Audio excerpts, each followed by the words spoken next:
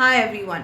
Today I want to debunk and actually tell you guys a very simple Vastu tip that is there, and that is something that has been even before a time like BC and stuff, because this is something that's practiced in a very age old tradition, especially in an Indian context. If you guys are aware, as per kolam or rangoli in the Indian context, this is something that is generally put in front of the house of many South Indian homes. But this carries a very specific Vastu remedy in store. This actually helps stopping nazar dosh for any place or any house that there is. This can be applied for houses with any facing entrances or any side entrances, but specifically for those houses falling in the south, southwest and west entrances, this can be applied to actually remove some negative effects and help in removing the possible nazar dosh or evil eye entering into your space.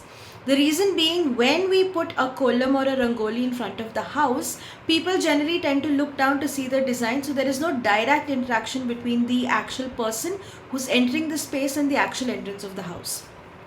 Apart from that, the powder itself is very sacred, because since this is an age old practice, and initially when you saw, houses were not exceeding more than the ground floor, so movement of places, because that time there was not so much of urbanization and there was a lot more visibility and a lot more interaction with the actual animals around. So many times a lot of these spiders, snakes and all of that used to be coming here, and the actual rangoli powder that is there is actually sand like texture, which is found when drilling out a surface or drilling out a part of the earth or a stone, to be specific.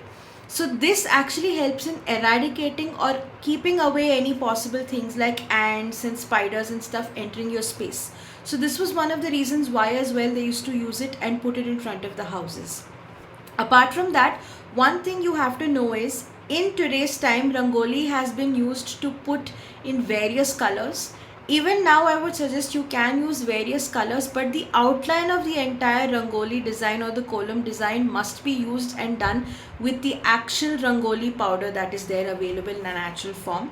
Do not use stickers, do not use colored powder, nothing. The actual simple available material must be used.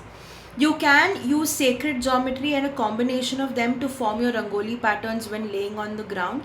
And these patterns, when laid, is actually very similar associations with the Vastu Purusha.